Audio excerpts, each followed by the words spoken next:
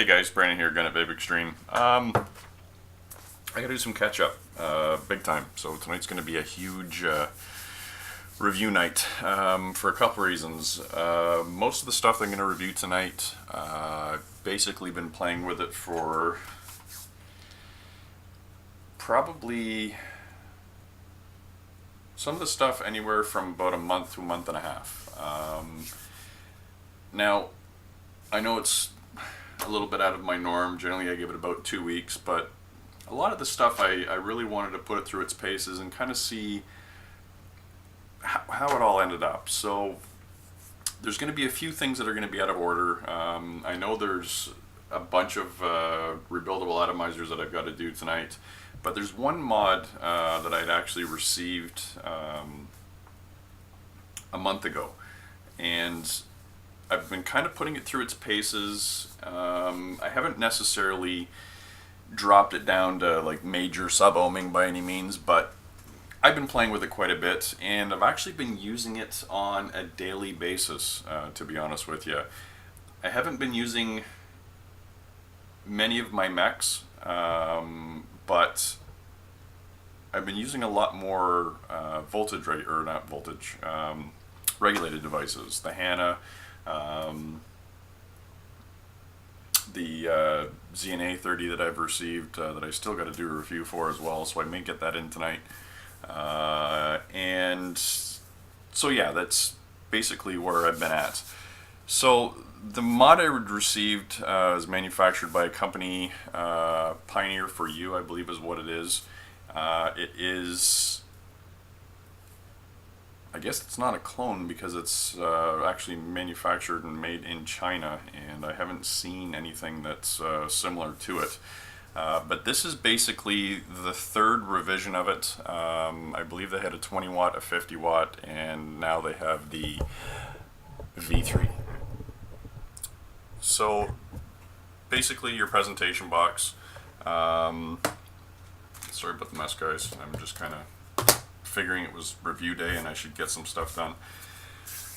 Presentation box is actually pretty decent. It generally comes sealed in a cellophane wrap, of course, but very nice presentation box. It's got all your stuff on the back.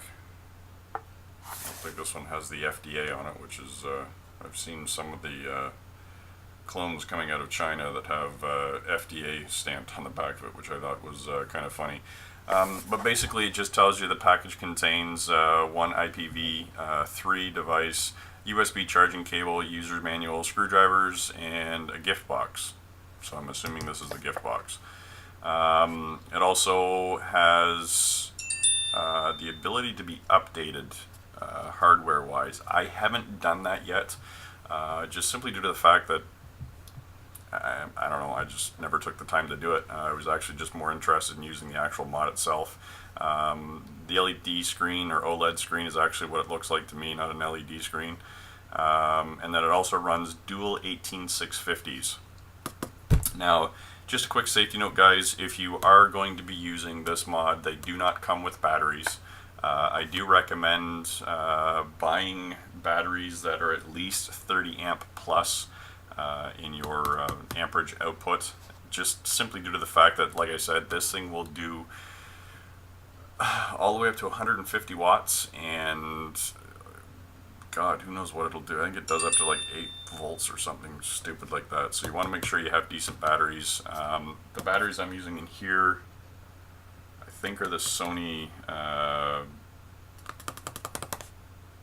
V4s, I think. Yeah, they're the V4s, that's what I have in it right now. I've already opened it guys, as you can obviously tell. It's not going to be in first impressions, but it will be an unboxing so you know what you get. So you get the mod, a gift box. If we pop the mod out, there's the mod itself. I'll give you a quick tour around it as well once we get into it. There's the user's manual. It's pretty basic. It just basically gives you a little bit of specification. So output power is 7 watts to 150 watts. The output voltage is anywhere from 1 volt to 7 volts. Sorry, there we go. Input current is 1.3 amps to 40 amps. The input voltage is 3.2 to 4.5. Efficiency is 95%. Load resistance anywhere from 0.0 or 0.1 ohms and all the way up to 3 ohms. And then of course screen size is OLED, but it says LED on the back. Anyway, it doesn't matter. Also inside it'll give you, you know, what the buttons are for, what they do. And the odd thing about this, and I'll get to it when I get through the actual run around the unit, but there's one feature on here that's not like the 50-watt version. But there's basically the owner's or the user's manual, guys. It is pretty informative. It lets you know how to adjust it, how to turn it on, how to turn it off. And then of course you've got your inspection certificate. It's not a certificate of authenticity. Sorry, having problems speaking, I guess. And then of course you get this little gift box, which inside will contain your USB cord, guys. This is not for charging. This is for updating the software only.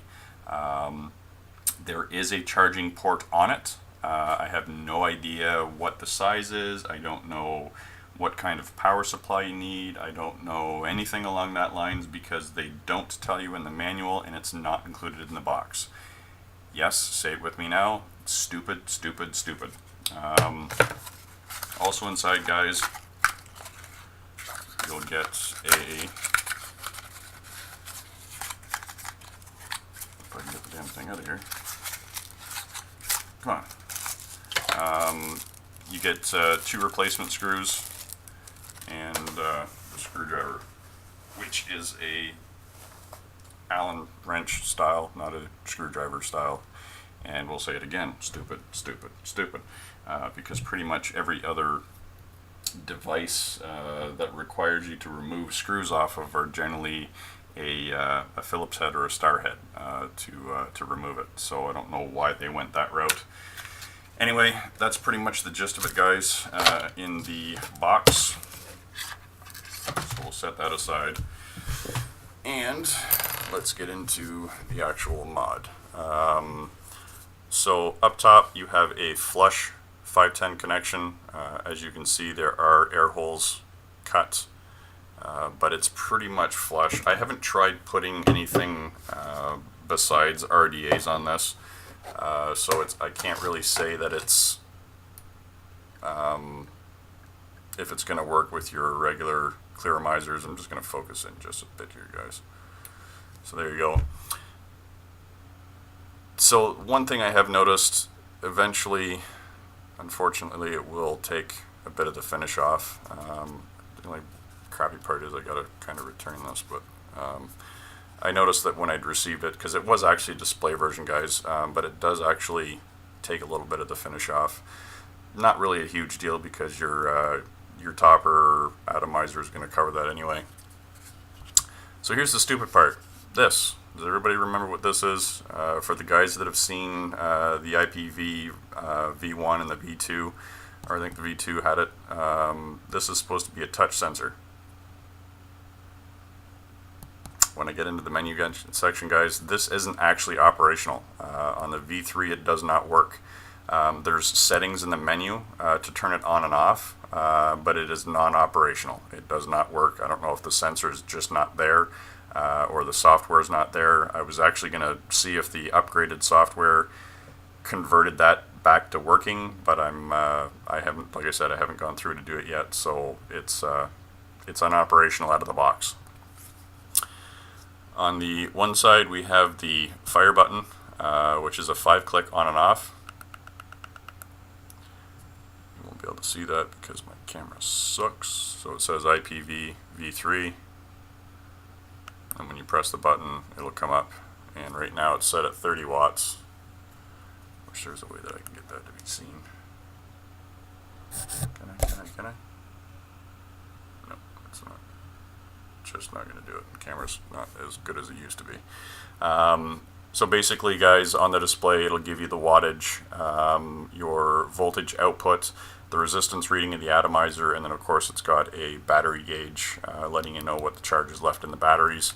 And then of course, this is kind of the weird thing. You'd think these would be up and down buttons. For the most part they are, but if you click the wattage up button, it actually takes you into the preset menu, and you actually can set 5 different presets. Out of the box, it comes out, and the other crappy part, guys, is it doesn't remember if you remove the batteries and put the batteries back in. Any of your presets go back to whatever they came of out of factory, which is 10, 30, 50, 100, and 150. 10, 30, 50, 100, 150, yeah. So I generally don't bother setting the presets, but basically all you do is you click the what you would think would be the voltage or wattage up, and then make your adjustments accordingly. Click the fire button, and then that'll now be your setting. But you can actually go through, and there's 5 of them. The wattage down, basically as soon as you click it, it's putting your wattage down. So there's no second function really to the wattage down button, unless you're using it in conjunction with other buttons. So on the bottom is your USB venting, of course, for the battery. So that's your USB input for upgrading the software inside. And then on the other thin side, this is your charging port, which we have no information on. So again, we'll say it stupid. I believe there's a small hole right there, which would be an LED indicator for your charge and charging type deal. It has a really nice plexiglass window here. On the battery side, you have the Pioneer for You logo on the bottom. It's laser etched in. There's no texture to it. It's just a nice smooth finish, and that's pretty much about it. The 510 connection, the center pin, guys, is spring loaded, which is nice, so you can pretty much flush mount anything on this for the most part, as long as your center pin's not too far out. And that's it. So what I'm going to do, guys, I'm going to pull out the screw and show you what's inside real quick. And I've only got the one screw in here because it makes it easier for taking the batteries in and out. So I just left the one in. I do have the other screw sitting there. So it is an aluminum case. There's a little plastic sheathing, which you're not going to be able to see anyway because the lighting's horrible. But there's a little plastic sheeting in there. And then there you go. That's the inside. Nice and clean. You can't see any wires, you can't see any boards, you can't see any electronics. If you want to, for some ungodly known reason, you can actually take this board off. I'm not doing it to this one because this is not my unit. But there's another screw underneath this warranty avoid logo here. And of course your two 18650 batteries, right? So other than that, guys, my impressions, I actually like it. It's a very well performing unit. I had a few issues with it with one of my atomizers, and at first I thought it was an actual problem. Let me just fix that up. Going with the green theme today. Got the green shirt, green fox hat, and the monster logo in the back. Anyway, one of the issues that I was having is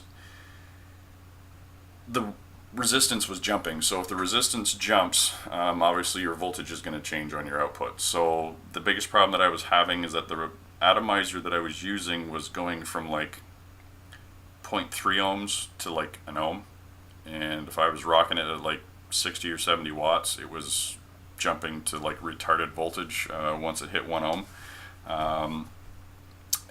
At first I thought it was the unit, and then I realized no, it was just a cheap clone that I was using from China. So you got to be careful, guys. Just kind of pay attention. You'll notice it as soon as you hit it, because it'll be like hotter than a firecracker as soon as you go to fire it up. If you're getting a huge resistance change, I've noticed every once in a while it'll fluctuate between like 0.1 and 0.2 ohms, so it's nothing drastic, but it's been performing quite well.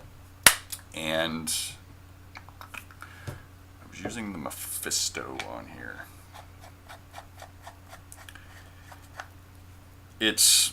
I don't know, guys, they retail, the site that I got this from is actually mapleleafvapes.com. It's a Canadian vendor as well, guys. I deal with them a lot, mostly for juices.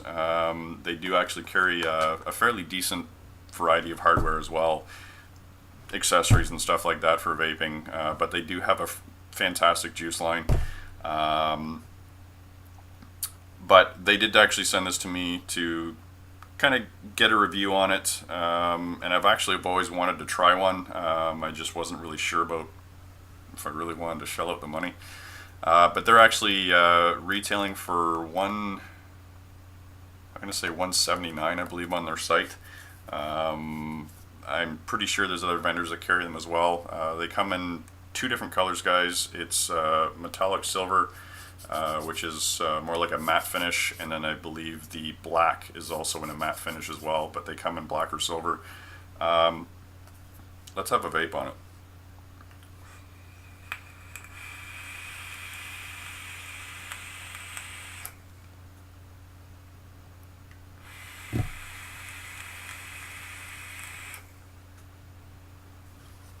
And it's not a crazy build, guys.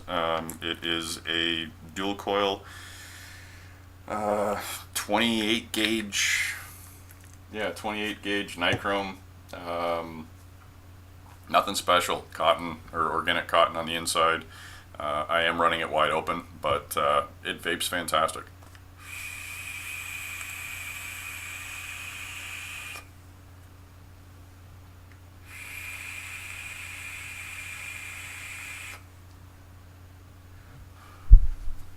Sorry. But yeah, guys, couple thumbs up and thumbs down. It does 150 watts. Do you need 150 watts? Me personally, no. I think the highest I've had this, I think, was 65, and it was like hot. But there are guys out there that are looking for more power. I know there's mods already out now that are like 200 and 250 watts. I don't know why China's in a big power struggle for making the most power, because it's going to get to the point where you press the button and just fire shoots out your atomizer. So I'm not really, or I don't know. Evolve's going the right way with it. That's all I'm going to say, guys. At least they're playing around with new technology. China just tries to make it bigger. I don't know why. But Evolve, thumbs up to you. You're doing a great job. Pioneer for you. Not a bad idea. It works great. It's a fairly resilient mod. It's all aluminum. Nice clear display. Day or night, doesn't matter. Obviously night would be easier to see in, but daytime I've had no problems adjusting it. Oh, one other feature. Sorry guys. You can actually lock the mod rather than shutting it off if you press and hold. See if I can get my fingers out of the way. So now it says lock. So now it won't fire. And it says press unlock. Wish you could see that, but you can't. Stupid camera. And then of course just press and hold it again. It'll go to unlock. And it fires away. Now, the other thing. Sorry, one more thing. The touch sensor is actually in the menu. So if I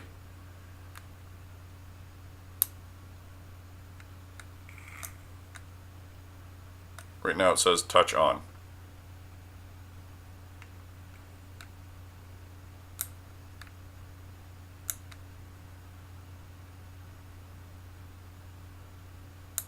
And the touch sensor does not work. If I press the fire button, it works fine. Touch sensor, no working. So if I press and hold it again, whoops,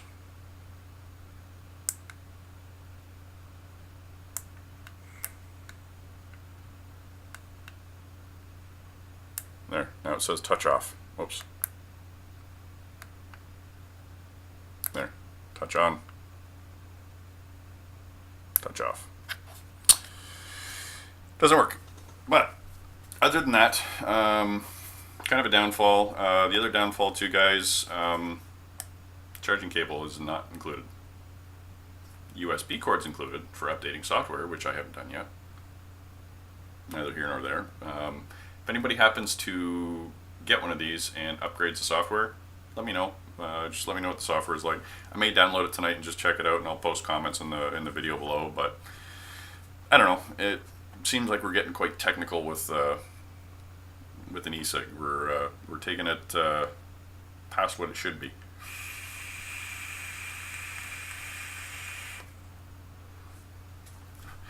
But guys, MapleLeafVapes.com is where you can pick this one up.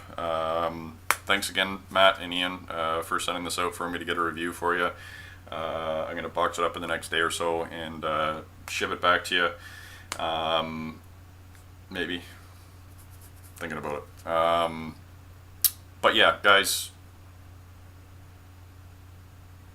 if you want a lot more power than what you're going to get out of your regulated device or your mechanical mods, I definitely give this one a try. It's about 180 bucks, which ain't that bad considering some of the other mods that are out there.